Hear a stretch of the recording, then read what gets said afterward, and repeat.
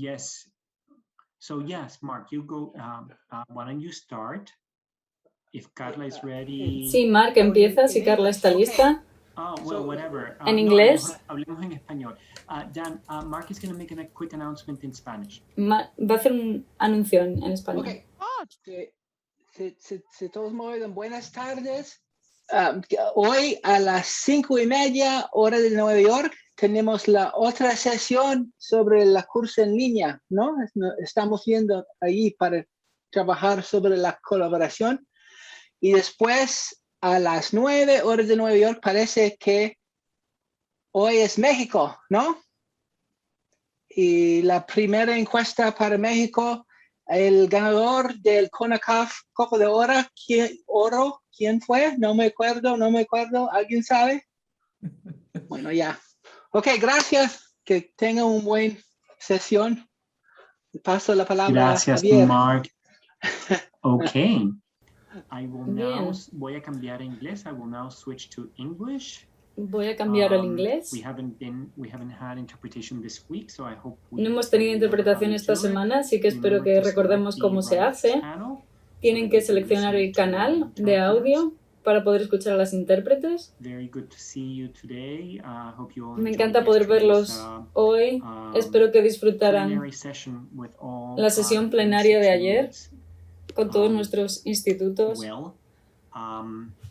Bueno, hoy vamos a hablar sobre economía. Tenemos uno de los profesores más populares de economía de esta zona, el profesor Dan Barbesak, que es profesor de economía también aquí en Amherst College. Y deberían haber visto los vídeos que ha preparado. Y espero que estén interesados en lo que nos va a hablar hoy. Aquí en Amherst, el profesor Barbesak, además de enseñar algunos cursos, algunos de los principales de la carrera de economía, enseña también otros cursos que son muy populares sobre historia, sobre la historia económica de los Estados Unidos, y también enseña historia del desarrollo global, y ha impartido un curso muy interesante y muy popular sobre felicidad y economía, que ha servido que ha sido una inspiración para otras personas en sus propias disciplinas, ese enfoque. Dan Barbesak es un gran amigo de ITD. Esto quiere decir que, ya lo he dicho alguna vez, que cada vez que puede, toma el esfuerzo de estar aquí con todos los programas SUSI. Le encanta el programa, admira muchísimo lo que hacen ustedes y lo que han conseguido todos ustedes, les admira mucho y le interesa mucho escuchar lo que tienen que decir desde sus experiencias. Sabe que conoce el sistema. Vamos a estar con él hasta las 4:15 y espero que todos lo disfruten. Dan, muchas gracias por estar aquí. Hola. Lo primero, permítanme disculparme por no hablar español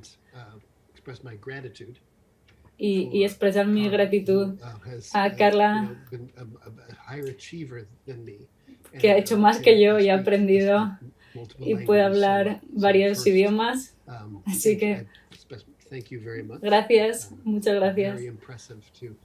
Es muy impresionante. Incluso aunque conozcan otras lenguas, interpretar de forma simultánea es complejo, es realmente un logro. Saber cómo funciona un cerebro humano y es capaz de hacer eso. Así que muchas gracias.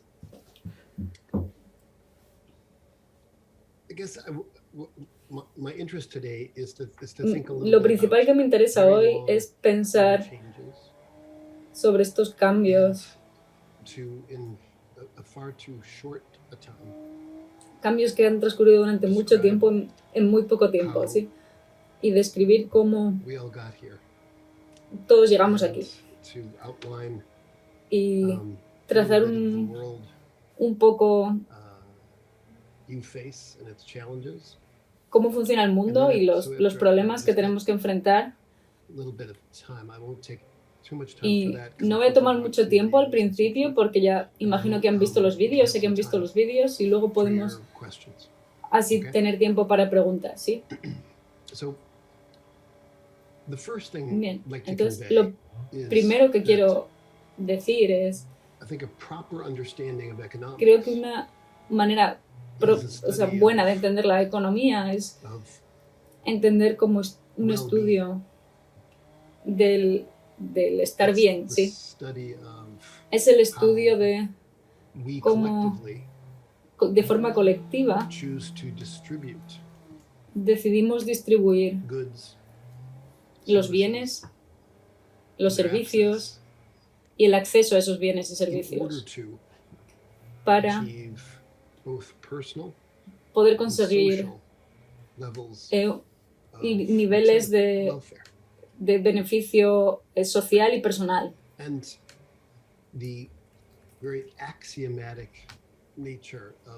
Y la naturaleza axiomática de la economía clásica tiende a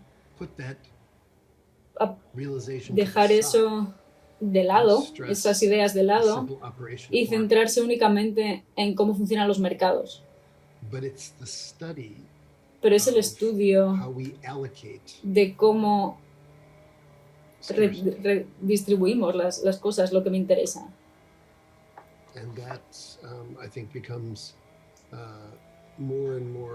Y eso creo que cada vez se vuelve más relevante a medida que reconocemos el tipo de limitaciones que mucha gente está enfrentando en el planeta a día de hoy. En distintos lugares del planeta tienen que enfrentar esas limitaciones. Entonces, si piensan en los bienes y servicios, cómo se distribuyen en el planeta,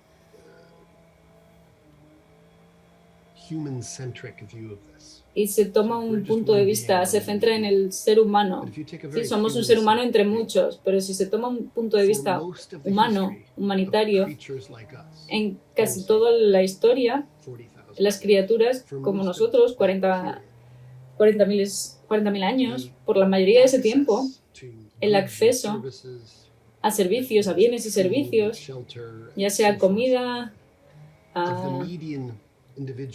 alojamiento de cualquier individuo medio en cada sociedad. Es decir, la persona media en la distribución. Si miramos ese individuo medio en cualquier parte del planeta, encontramos que se ve que es muy similar. El acceso a esos bienes y servicios. Van a ser distintos, van a llevar distintas ropas, van a ser distintos bienes a los que accedan, pero lo que necesitan cada día es muy similar en todo el planeta. Entonces, el crecimiento de la producción, por ejemplo, de lo que hablamos en los vídeos, esa idea de la revolución neolítica, de producir más de lo que necesitamos. La respuesta de los seres como nosotros era crecer en población. Entonces, si vamos al mundo antiguo, la gran diferencia entre las distintas áreas es la densidad de población. Entonces, algunas áreas tenían una densidad muy baja de población, otras una densidad muy alta. Y porque somos criaturas muy similares, respondimos en formas muy similares a los cambios. En lugares con densidad de población alta, ¿cómo lo solucionamos? Bueno, lo que se hizo fue organizarse en formas para asegurarnos de que mucha gente podía vivir en un sitio pequeño, para crear gobiernos, burocracias, leyes, y en áreas con mucha densidad, como en China, en lo que ahora se llama el Oriente Medio, o en México, América Central, vemos los primeros ejemplos de escritura, por ejemplo. Y eso tiene sentido, porque no es como si otros grupos no tuvieran las capacidades o las formas de hacer esto, de inventar o esta inquietud de producir, sino que la necesidad era menor. Entonces el mundo antiguo era un mundo en el que los individuos vivían de una forma muy similar en cuanto a la cantidad de cosas que tenían. Pero se organizaban las vidas de forma muy distinta en base a la cantidad de población, a la densidad de población. Y eso es el mundo al que ahora nos referimos como el mundo malthusiano, donde los cambios de población y de densidad cambiaban, pero no tanto el ingreso por cabeza, ¿sí? Lo que tenían. Hubo emperadores, hubo distintos sistemas, por supuesto hubo individuos en la parte superior, digamos, de estas cadenas que acumularon más bienes. Pero estoy hablando de la media, ¿sí? De la población media. Pero luego hubo cambios dramáticos y radicales que son difíciles de explicar, pero se ve que hay cambios a partir sobre todo del siglo XI. Pero esos cambios han aumentado mucho, sobre todo durante el siguiente milenio, pero sobre los siguientes siglos, hasta llegar al siglo XVIII, en el que ya encontramos áreas donde el ingreso por cabeza, per cápita, medio, está cambiando de formas sin precedentes las cantidades. Lo cual quiere decir que el nivel de desigualdad en el mundo entre los seres humanos es mucho más grande ahora, en realidad, que en cualquier otro momento de la historia. Incluso voy a usar de una manera que preocupa áreas que han cambiado, que han subido a esta mayor abundancia. Han pasado, hay áreas que crecen de forma rápida, mientras que otras lo hacen de forma más lenta. Entonces, el cambio, el hueco que se crea desde el siglo XVIII ha ido aumentando de forma exponencial, se ha ido acelerando. Y ahora es importante porque no quiere decir que los más pobres del planeta en los últimos 50 años, hasta la pandemia, voy a marcar. Si pensamos justo a 50 años antes de la pandemia, usando cualquier sistema métrico que quieran usar, ya sea con muerte infantil, acceso a agua potable, ingresos por familia, el que quieran usar. La gente más pobre del planeta, no estoy diciendo que estén bien, sino que sus ingresos y su acceso ha aumentado, ha bajado la muerte infantil. Hay cambios, hay mejoras en esa parte inferior de la distribución, pero en el otro lado, las mejoras que tiene la gente han subido tanto que el nivel de desigualdad ha aumentado y estaba aumentando.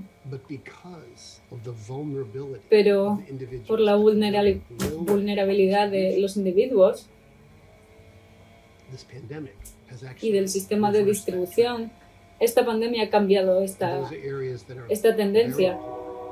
Y estas zonas que eran muy pobres han sufrido un movimiento reverso y han bajado, no a donde estaban hace 50 años, pero sí que han sido golpeadas de una forma mucho más fuerte. Y cuando pensamos en esto como uno entre muchos, la pregunta para nosotros, especialmente para vuestra generación, para su generación, sería ¿qué deberíamos hacer de forma colectiva?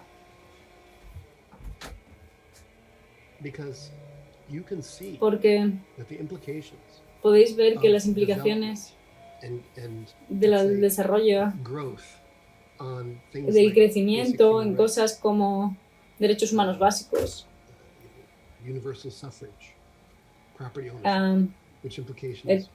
tener propiedades, esas implicaciones, derechos para las mujeres, para grupos de gente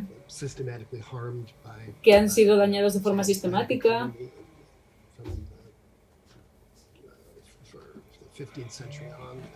Desde el siglo XV, las comunidades nativas, las minorías, parece que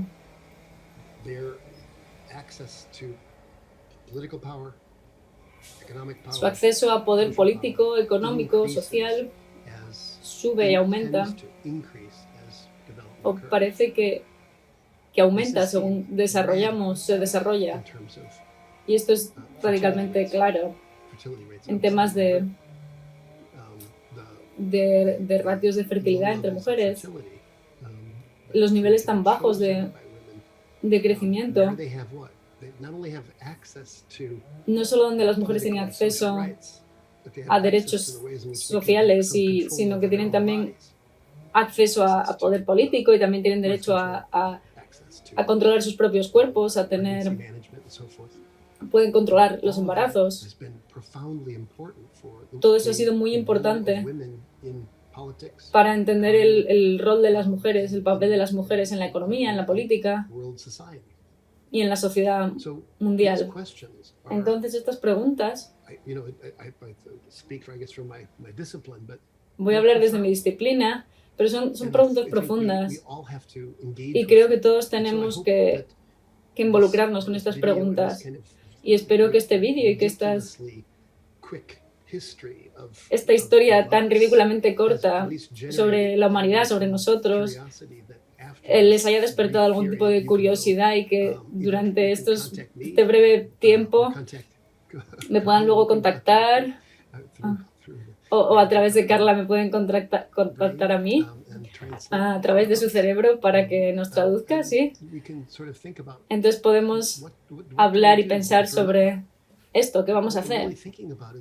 Porque lo que estamos pensando es el estar bien, ¿sí? Cómo podemos distribuir las cosas para que todos tengamos bienestar. Y entonces con eso, con esta breve introducción, de otra breve introducción, voy a tomar preguntas y responderlas si puedo. Tengo una pregunta. Primero es extenderle mi más cordial saludo y admiración. Mi pregunta es básicamente, ¿cómo podemos hacer para redistribuir esa riqueza? Puesto que en los últimos años los pobres cada vez se hacen más pobres y los ricos más ricos, hasta tal extremo que las personas que están en la base de la pirámide, en la base de la pirámide se sienten sin esperanzas. ¿Existe alguna forma o esto es un fenómeno que ya no tiene reversa? Oscar, bueno, primero, gracias por tu pregunta. Y déjame decirte que no lo sé. Y que, en serio, esa es la pregunta más importante que nos podemos hacer de manera colectiva.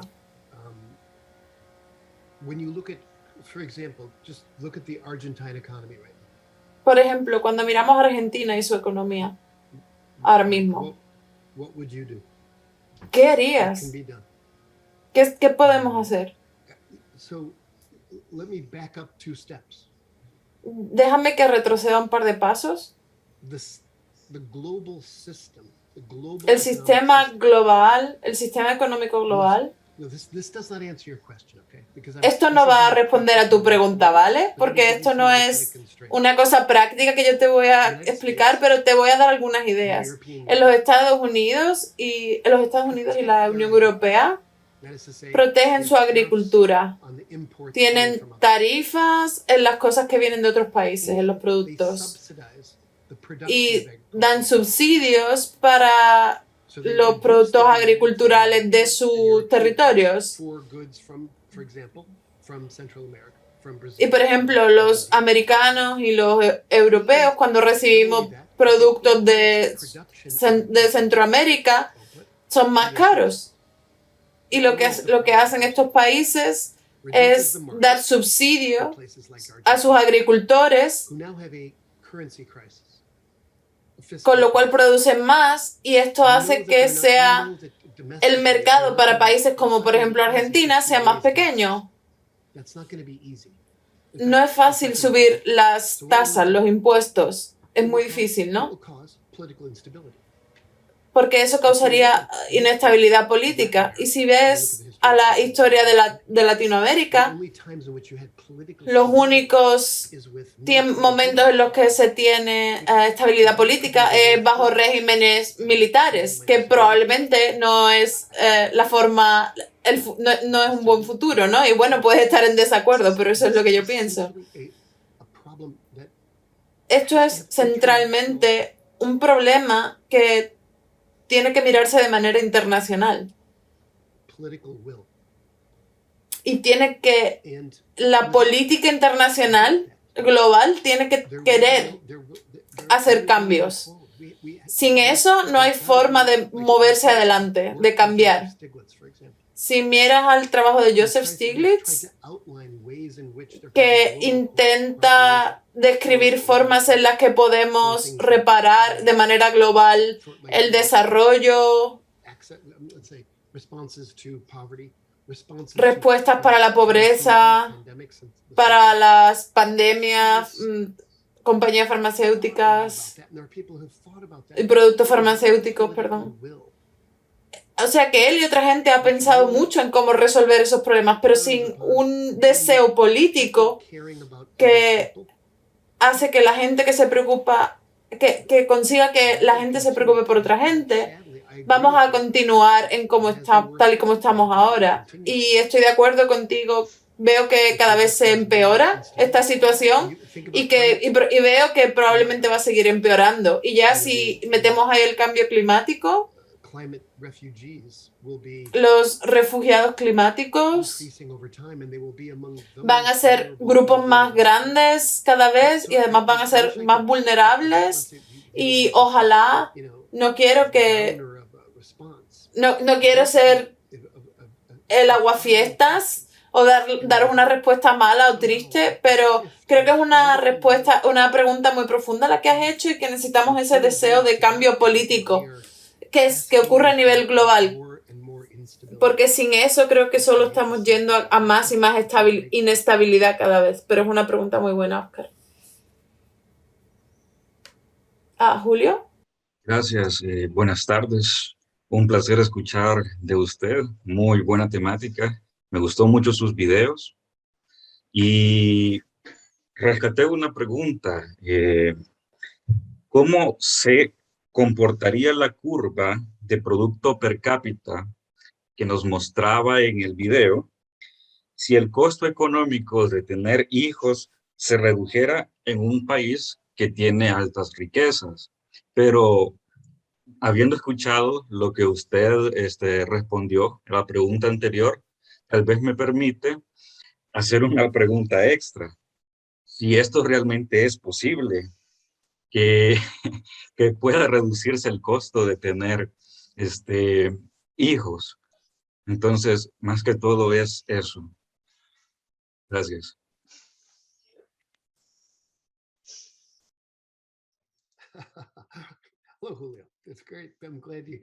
A ver, Julio, bueno, esto es siempre tan divertido, es increíble oír sus preguntas y creo que deberíamos jugar algún tipo de juego donde nos mandemos vídeos los unos a los otros, en los que vídeos que nos parezcan interesantes y nos los mandamos los unos a los otros y luego nos hacemos preguntas y hablamos sobre ellos. Esto es una pregunta genial. El coste de tener hijos es una pregunta muy interesante. Si piensas en las economías familiares y quién tiene poder en esas decisiones, tradicionalmente en muchas culturas, de hecho, si lo piensan, por ejemplo, en las etnografías y estudios similares que se han hecho, son los hombres los que han dominado ese poder de decisión. Y cuando ya no lo dominan, esa decisión económica de la familia, no es solo que los costes cambien, pero las preferencias cambian también. ¿En qué se gasta el dinero? Y creo que tienes razón en que yo miraba al lado de los costes, desde la perspectiva de los costes, pero no hablaba de preferencias.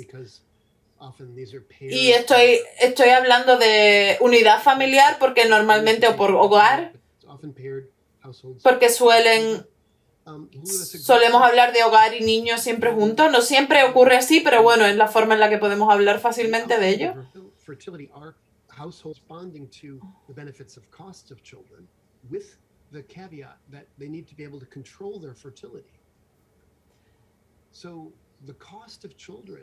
El coste de tener hijos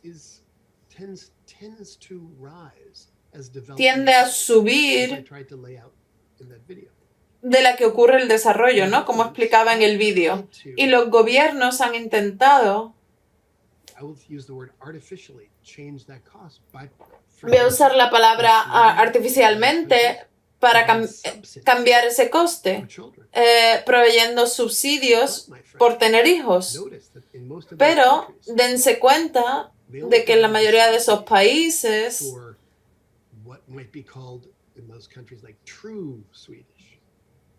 los subsidios se dan solo para los que se llaman, por ejemplo, en el caso de Suecia, suecos auténticos, no para los inmigrantes. Y si empezamos a pensar en cómo cambiar los costes relativos desde el punto de vista del gobierno, pronto nos situamos en un área de preferencias. Voy a usar el término política racista. Son políticas que intentan asegurar la identidad nacional.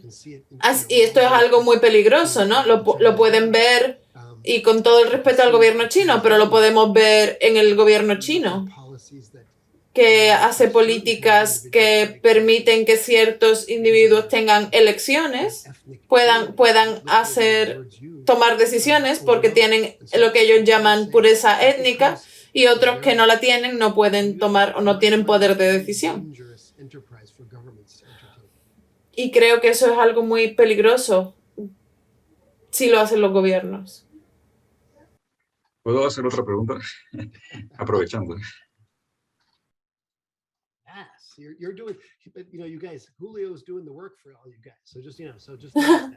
Chicos, Julio está haciendo el trabajo de todos ustedes, ¿no? Yo solo quiero ponerlo ahí fuera. Nos acabas de explicar, me nace otra pregunta, entonces, tiene mucho que ver con los gobiernos de los países. Y recientemente estamos estudiando acerca de la interculturización, el cambio de cultura dentro de los Estados Unidos. Entonces, me surge esta pregunta. Así como usted lo ha planteado en la respuesta anterior, en Estados Unidos es más fácil que pase esa situación que estaba planteando por el hecho de que creo, según cómo lo percibimos, en Estados Unidos es donde abunda más esa interculturización, esa mezcla de culturas. ¿Cree usted que es más fácil que en Estados Unidos pueda suceder la situación que estaba exponiendo?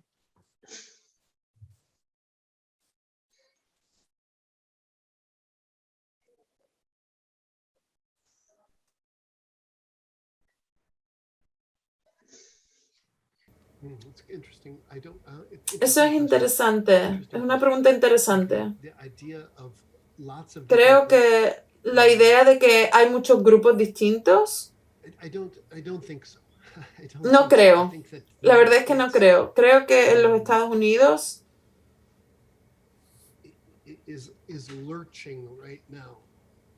está moviéndose, está intentando hacerse a su multiculturalismo.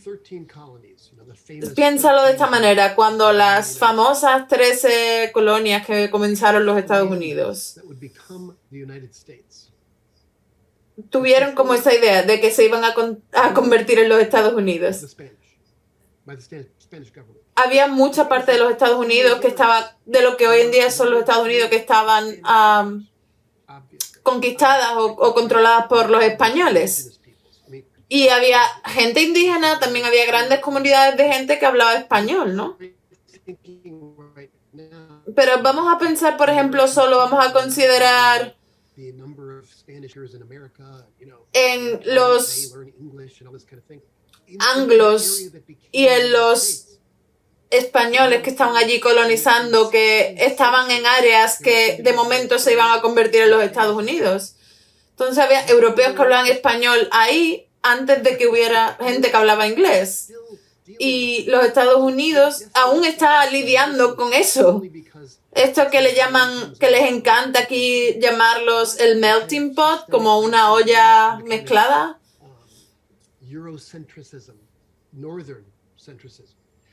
Hay un eurocentrismo aquí en Estados Unidos que tiene que ver con el norte, con la idea del norte. Está enquistada en las estructuras de los Estados Unidos desde entonces.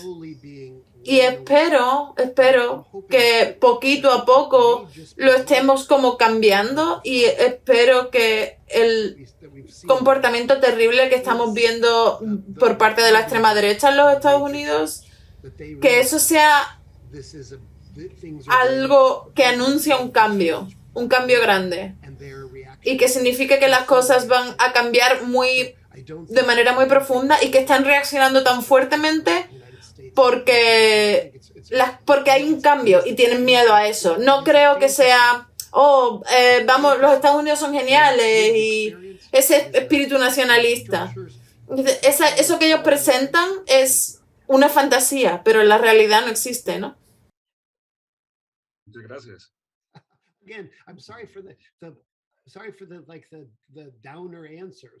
Ay, siento darles unas respuestas tan tristes, tan... No hay problema, Hola, ya, listo. Perdón. Muchísimas gracias por los videos y pues por la conversación que nos dio ahorita, la breve introducción de la introducción. Muchísimas gracias. Yo quería preguntarle, bueno, primero hago un comentario. En México, cerca de 12.5 millones de personas perdieron su empleo por la cuestión de la pandemia del COVID-19. Sin embargo, pues como lo mencioné ahorita, los gobiernos en sus 3 niveles deben hacer algo por procurar el bienestar de la población, porque éste tenga acceso a un trabajo pues seguro, y que tenga ciertas cuestiones que lo garanticen, ¿no? Sin embargo, me gustaría conocer cuál es su opinión respecto a esta situación, de cuáles serían las estrategias que el gobierno en sus 3 niveles debería implementar, dejando de lado pues, programas o dádivas asistencialistas.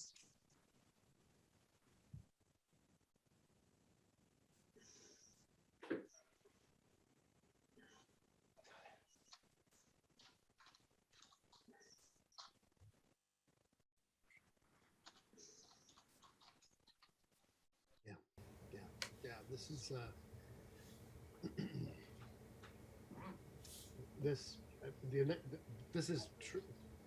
I imagine it's true in Mexico. It's true in other countries. Sé que eso es, me imagino que es verdad de México como lo cuentas, pero es verdad de muchos otros países, también de los Estados Unidos. Y creo que esto es como, voy a hacer como un paréntesis. Si mis amigos me escucharan contestar estas preguntas tan profundas que me hacéis, se reirían de mí y me dirían, ¿qué te crees que sabes de cualquiera de estas cosas? Yo estoy intentando hacerlo lo mejor que pueda, pero son preguntas muy grandes. Yo no puedo crear un programa de trabajo para México, pero bueno, respondo. Estamos como... Soy como si estuviéramos en un bar, ¿sabes? Ahora estamos todos ahí y como si nos encontráramos en un bar y estuviéramos hablando de solucionar el mundo. Creo que hay un problema en el mercado laboral.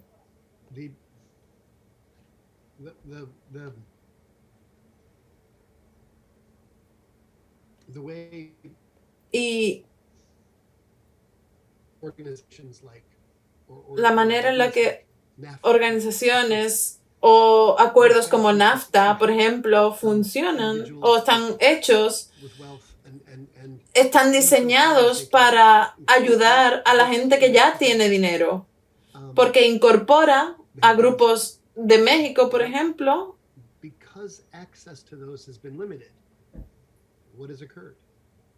que ya tiene dinero, porque como el acceso es limitado, lo único que hace es crear un mercado negro que está controlado por individuos que al final encuentran o tienen otras maneras muy distintas de asegurar su poder económico. Parece una respuesta económica obvia a una falta de acceso a otros circuitos económicos. Pero si piensan en los salarios reales de los trabajadores en las economías en desarrollo, han estado bastante iguales, no han cambiado, no han subido a lo largo de mucho tiempo. Y bueno, hay todo un argumento con respecto a esto, pero lo que yo creo es que muchos de los trabajadores que se pagaban, que tenían muy buenos salarios en los años 60 en los Estados Unidos, se movió a otros países por cambios en la tecnología y todo eso. Pero ese trabajo que se fue a otros países ahora está siendo afectado también, de nuevo por la tecnología. Y eso hace que sea muy, muy difícil atajar este problema. Y mi perspectiva es que el resto de nosotros vamos a tener que reconsiderar qué programas podemos aplicar o crear para deshacer la desigualdad. Y yo soy yo apoyo muchísimo los subsidios por los trabajos que se hacen, pero que se pagan muy mal por hora. Son individuos que están trabajando, pero que el mercado hace que su trabajo sea poco valorado.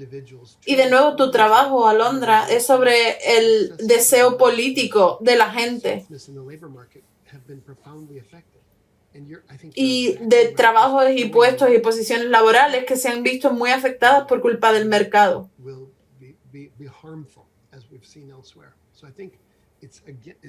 Creo que todo esto nos lleva de vuelta a la idea del deseo político. Nosotros como colectivo y como individuos, ¿nos vamos a preocupar por otros seres humanos o no? Y la respuesta que tenemos ahora mismo es no, en realidad no.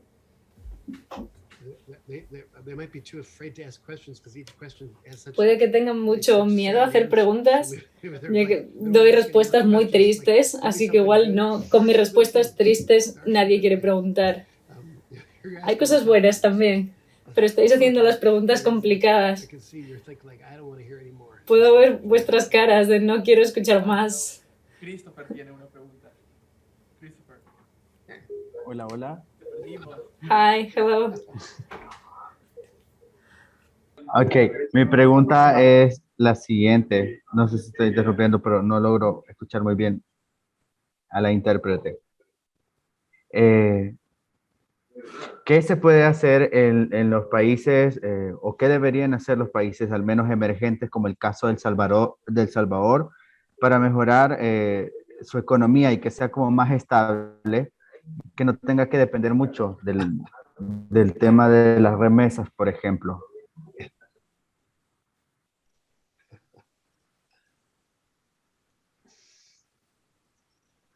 Remittances? Hey, so just let me just say something, please. Déjame decir algo. I feel forced to say this. Creo que tengo que decirlo, estoy forzado a decirlo. El Salvador ha tenido, como otra gente aquí, no os veo a cada uno de dónde sois. Julio, Christopher, otros, sois gente muy, muy valiente y venís de generaciones muy valientes, y si os pudiera decir lo que hacer para mejorar la economía sería algo increíble.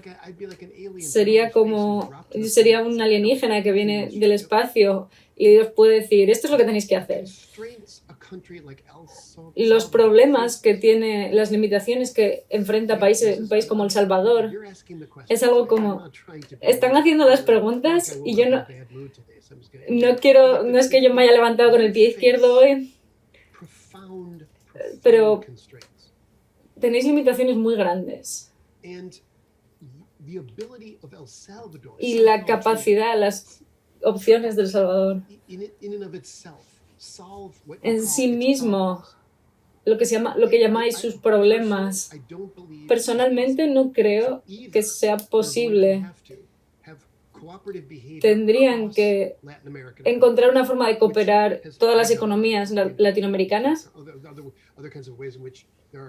Algunas maneras en las que hay comunidades económicas, pero aún así, sin el beneficio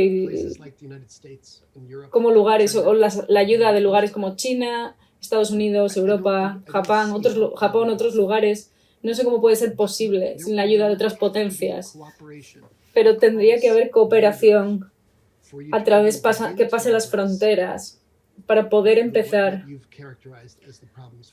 a enfrentar esos problemas que habéis mencionado. No hay una manera en la que un gobierno solo, y podéis decir, ¿por qué crees eso? Y es como, pues tengo 61 años y he estado prestando atención y he visto sistemáticamente errores cometidos por algunos gobiernos, algunos errores muy malos, algunos gobiernos muy malos, otros muy buenos, pero han fallado en conseguir, en hacer esos cambios que sugerís. O si os doy 3 cosas que tenéis que hacer para solucionar estos problemas,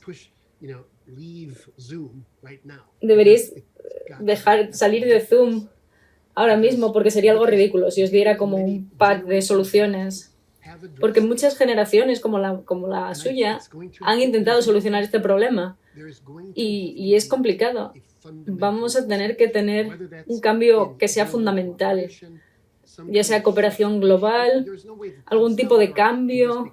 No hay de ninguna manera El Salvador por convertirse socialista o completamente capitalista y enfocarse en los mercados.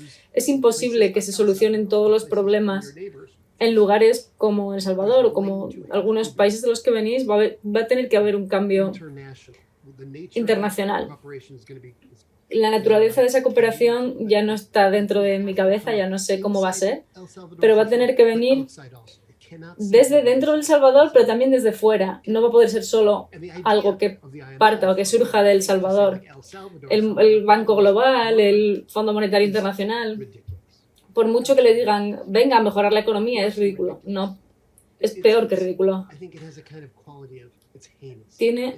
Es horrible, en verdad.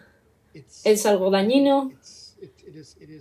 Creo que hace lo que hace la economía, que es promoverla, pero también promueve la riqueza, pero también lo malo, digamos.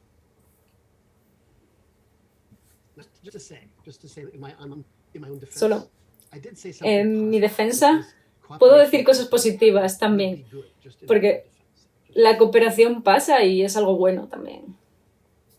Julio, chicas. Perdón, sí. Sí, pregunto mucho, pero veo la oportunidad y trato de aprovecharla. Entonces, es tiempo. O sea, hay que aprovechar. Entonces, en una ocasión hablaba con una mujer de un lugar rural, de un pueblo, y ella tenía que caminar alrededor de 2 kilómetros por bosque para poder llegar a trabajar donde estaba. Ella tiene 8 hijos y decía que quería tener más. Y la razón por la que ella quería tener más hijos es porque dice que, bueno, eran 2. La primera es porque a ella le emocionaba no estar sola, sino que al final del día escuchar cómo venía la gran algarabía o el bullicio de los niños llegando a la casa. Entonces eso le gustaba mucho. Y la segunda era que ellos tenían terrenos para cultivar. Entonces ella quería que hubiera más gente para cultivar sus terrenos de la familia. Ahora, sé que esto muy difícilmente se va a escuchar en algún país de Europa. Entonces me pongo a pensar, ¿por qué? ¿Por qué allá no se escucha y aquí en Latinoamérica sí se escucha ese tipo de explicaciones? A veces me pongo a pensar que es porque América fue descubierto recientemente, que 500, 600 años más o menos, y Europa es el continente viejo. Pero así como usted ha estudiado todo este tema, ¿cree usted que en algún momento de la historia, si vivimos todo lo que nos hace falta vivir como otros países de Europa, podamos tener ese desarrollo? ¿O hay otros factores más importantes aparte del tiempo que nos impediría eso?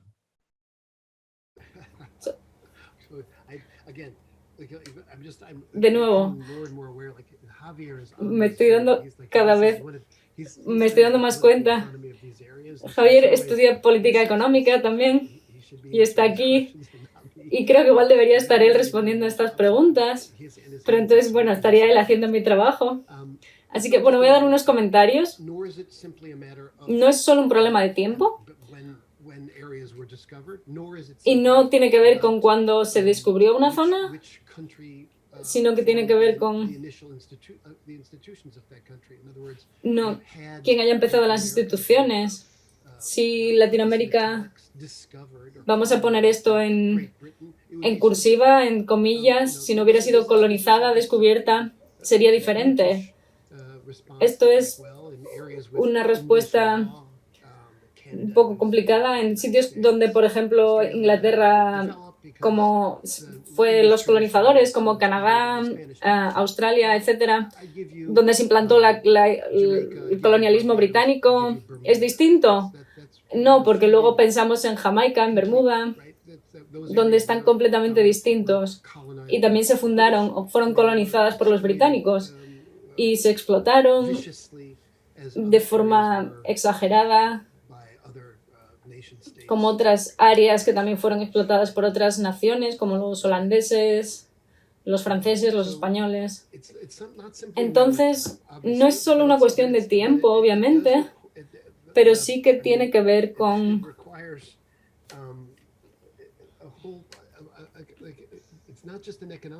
no es algo económico únicamente, un contexto económico, sino que es un contexto político. No es solo esa persona que camina esos 2 kilómetros y que tiene los hijos de una forma cultural, con un razonamiento y con unas decisiones que pueden parecer ridículas, sino que las limitaciones que está enfrentando esa persona.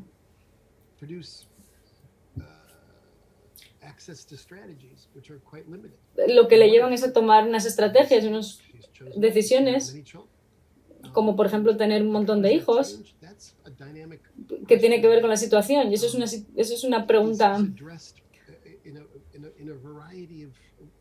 que se puede enfocar de distintas maneras. Hay gente que la ha trabajado, que son conceptos e ideas muy complejas que surgen y ocurren todo el tiempo. Pero todas estas decisiones están influenciadas por estructuras políticas. Entonces no es tan simple como América Latina. No es esa idea de América Latina, es como la Edad Media de Europa. No están en esa situación. Y si esperamos unos años se va a convertir en otra cosa.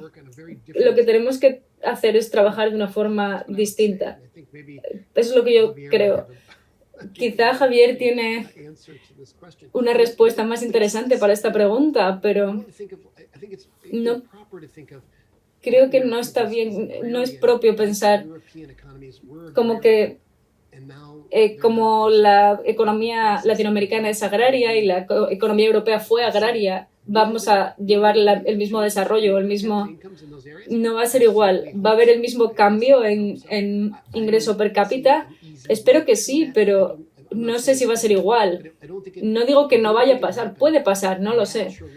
Pero no creo que vaya a pasar de forma natural, como una forma de desarrollo a través del tiempo.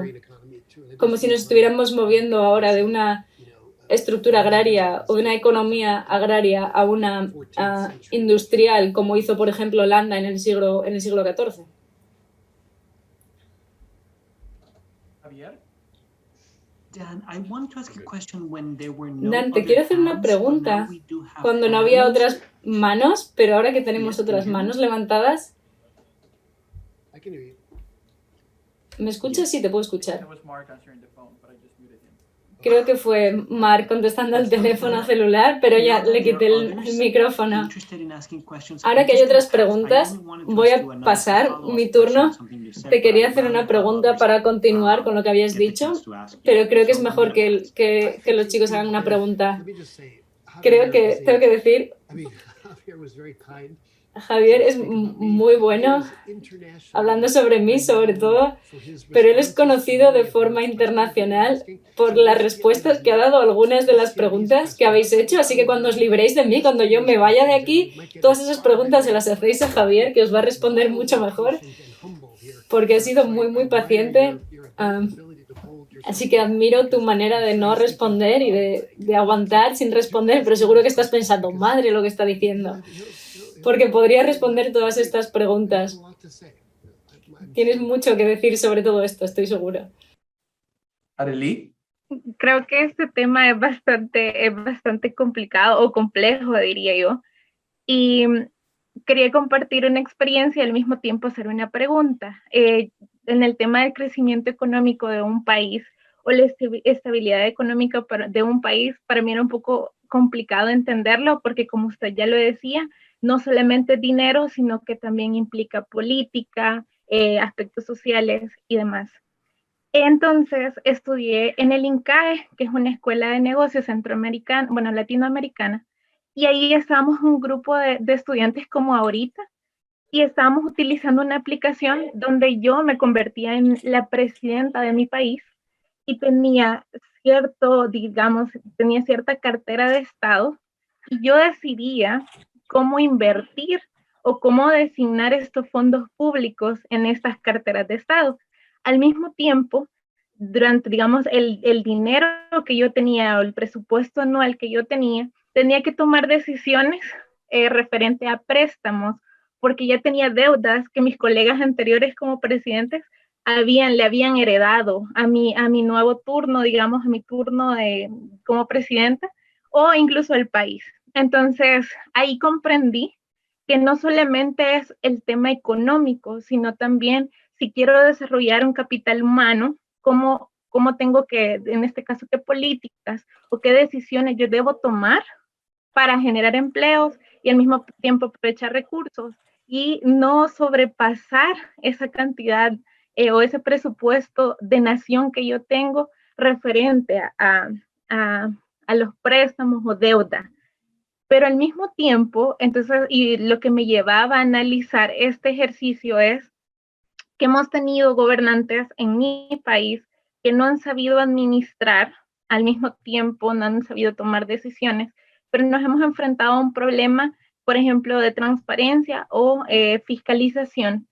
Entonces, mi pregunta es, yo llegaba a la conclusión que la corrupción, tal vez, usted decía, es difícil dar soluciones, pero tal vez podríamos partir de cuáles son esos problemas que impiden o obstáculos que impiden ese crecimiento. Entonces yo llegaba a la conclusión en ese ejercicio que la corrupción en nuestros países, porque siempre va a existir, pero en unos más que otros, es un impasse principal o es parte de que no permite este crecimiento, por lo menos en América Latina. Entonces no sé si usted, ¿qué opina al respecto? Si ve la corrupción al igual que yo o el resto de personas como un gran impasse en el crecimiento económico o estabilidad económica de nuestros países en América Latina. Okay. Now, check this out. Bueno, Suppose vamos that a ver esto. took a class in school. Okay? And Digamos que tomas una clase the questions on en the el exam la escuela y las always changing. preguntas del examen cambiaran todo el rato. Y los profesores, digamos que esto es una fantasía, ¿no? Algo que me estoy yo inventando. Yo soy el profesor y ustedes son los estudiantes. Supongamos que yo I do one thing, hago una cosa y luego os doy un examen diferente, pero Areli, no te voy a decir a ti qué es lo que he cambiado, se lo voy a decir solo a Brandy, Alejandro, Alfredo, y a ellos les van súper bien, pero a ti te va mal en el curso. ¿Qué harías? Probablemente, si es muy injusto, probablemente harías trampas. ¿Por qué no? No crees en la estructura, es injusta, así que haces trampas. La corrupción es una estrategia para conseguir un beneficio. Normalmente, la corrupción es muy costosa, también para la gente que la hace y para el resto de la sociedad, pero al fin y al cabo es una estrategia para ganar y se usa para ganar algo y tiene lugar en sitios donde las estrategias, las estructuras que están funcionando no funcionan bien y no te dan lo que deben de darte si sigues las reglas. Entonces la corrupción es mala, pero es una forma de jugar el juego. Si cada vez que juego el juego siguiendo las reglas me va mal, pierdo, entonces al final hago trampas para ganar. Y si empiezas a jugar el juego, o sea, si el juego empieza a funcionar si seguimos las reglas, entonces voy a jugar el juego bien, no voy a hacer trampas. Y el problema es que la injusta distribución de recursos y bienes es algo que lleva pasando durante décadas y durante generaciones. Entonces, la gente racista en Estados Unidos dice, el problema de Latinoamérica es la corrupción, es que son todos unos corruptos. Dice, no, eso no es verdad. El problema es que si todo el mundo se beneficiara de jugar al juego de la manera correcta, siguiendo las reglas, todo el mundo lo haría. El problema es que hay otro problema. Creo que la corrupción, por supuesto, es un problema, pero es un síntoma de una estructura que lo que le dice a la gente es que tiene que coger todo lo que pueda, agarrar lo que puedan, tanto como puedan, porque esto no funciona. Y lo que estoy diciendo no es que no haya que meter a la gente en la cárcel, sino que hay que cambiar las estructuras de manera radical para que la gente se dé cuenta de que si juega el juego siguiendo las reglas, les va a ir bien. Ahora, yo no sé cómo hacer esto. Entonces tú me preguntas, ¿la corrupción es un problema? Yo te digo, sí. Ahora, ¿esto es la causa de todos los problemas? No, la corrupción es un síntoma. Pero es lo que oímos una y otra vez, oh, esos países y su corrupción y no sé qué. Y yo digo, ¿están de broma? No, por favor. Es lo mismo que se dice, es que estamos hablando de zonas donde la gente tiene acceso a muy pocas cosas, desde que son pequeños, tienen falta. Decir esas cosas sobre estas poblaciones es racista. La gente no es así de manera natural, es algo que se aprende para tú enfrentarte a las faltas que has sufrido desde siempre como seres humanos. Bueno, yo quería decir que sí, justo cuando estaba la conversación en torno a eso y en torno a los males que tenemos en Centroamérica, un error que tenemos mucho es que mientras más estudiamos sobre nuestros países, como más nos sentimos incapaces y eso a veces nos puede sentir ansiosos o desesperados, ¿no? Cuando reconocemos, y yo he escuchado en varias, cuando ustedes a veces decimos preguntas y decimos como, ¿qué podemos hacer? Pero es que si no tenemos una corte donde ir o algo, es que eso es lo que pasa. Ya muchas de nosotros vemos que en nuestros países ya nada funciona, ¿no? Que ni siquiera podemos ir a las cortes porque las cortes están cooptadas, que porque la Corte Suprema de Justicia está cooptada, que porque... Entonces nos sentimos muchas veces ansiosos e impacientes. Y yo creo que la realidad es que tenemos que comenzar a imaginarnos futuros juntos y comenzar a crear inteligencia colectiva. Los centroamericanos necesitamos sentarnos de una vez por todas y comenzar a escucharnos los unos a los otros.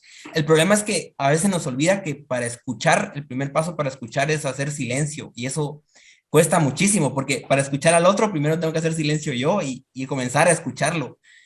Y eso a veces es porque todos queremos hablar, todos queremos decir cuáles son nuestras necesidades, pero yo pienso que ese es el gran reto que tenemos los centroamericanos, es de verdad ese, primero escucharnos para preguntarnos y sentarnos quiénes somos, de dónde venimos y hacia dónde queremos ir, porque va a ser la única forma. Cada uno somos como enanitos peleando contra gigantes, y los gigantes son la desnutrición, la corrupción, el narcotráfico, la falta de acceso a servicios básicos, y mientras sigamos siendo enanos, peleando cada quien por su lado y jalando cada quien por su lado, realmente yo no creo que lleguemos a ningún lado, ¿verdad? Nada más vamos a seguir ahí pellizcando y sin hacer nada. Entonces, el gran reto que tenemos centroamericanos de verdad es sentarnos juntos y ser un gigante que pelee contra esos otros gigantes.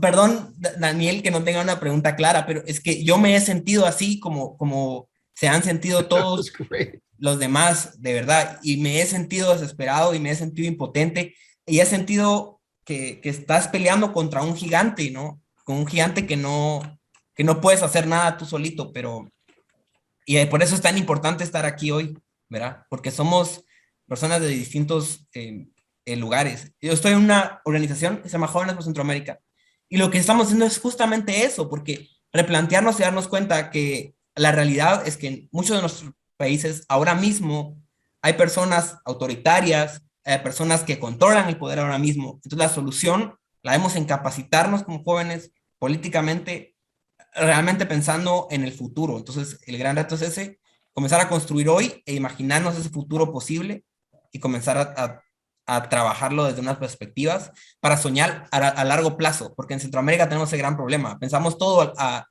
hoy, a mañana, y hacemos una calle pequeña para que pase mi carro hoy. No pensamos en que en el futuro va a haber alguien que va a tener doble vía o algo. Entonces necesitamos imaginarnos ese futuro y comenzar a trabajar en base a eso. Perdón por no hacer ninguna pregunta, pero quería decirlo.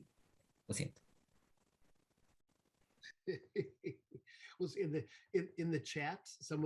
En el chat alguien dijo Aparicio para presidente de Guatemala. Así que ya tienes gente que te apoya. Sí, un profundo sí a lo que has dicho. Creo que sí, hablar con la gente. Parte de las diferencias que la gente no consigue ver es porque se hablan solo a sí mismos. No hablan con gente que no son como ellos. Y no oyen, no escuchan, como tú decías. Y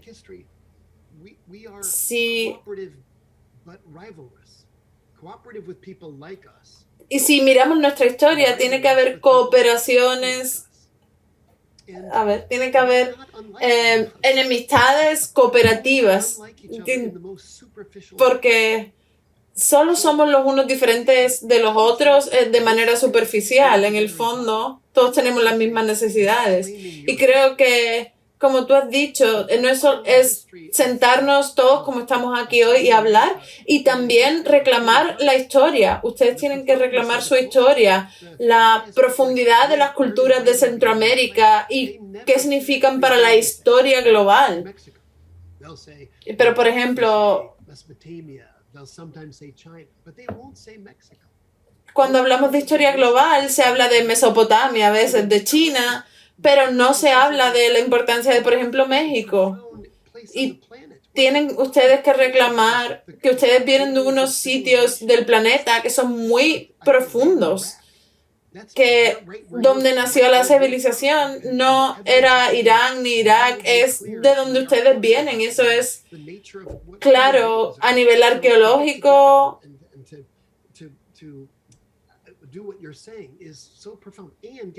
Hay que juntarse y hacer lo que tú decías, hablar, y esta es la tarea de su generación, porque mi generación lo fastidió todo, pero ustedes tienen que arreglarlo. Y les deseo lo mejor. Y lo haré, lo seguiré haciendo. Literalmente, cada vez que piense en espero que al mundo le vaya bien, voy a pensar en cada uno de ustedes. Y si ustedes encuentran alguna solución a alguna de estas preguntas, por favor, contáctenme y cuéntenmelo porque me haría muy feliz. Ok, bueno, Javier, aquí voy a unirme a ustedes para acabar nuestra sesión hoy. Quiero darle la enhorabuena a todos ustedes por hacer estas preguntas tan buenas e importantes. Dan, fuiste fantástico y genial. No creo que tenga mejores preguntas que tú para ninguna de estas preguntas, por eso siempre te tenemos para responder este tipo de preguntas, porque yo lo hubiera hecho fatal. Vamos a darle a Dan Barbesat un aplauso por esta fantástica charla hoy y por sus vídeos. Nuestras gracias a Carla y Elena por la interpretación de esta contribución intelectual de hoy. Gracias, Dan. Que les vaya bien con el resto de las actividades de hoy.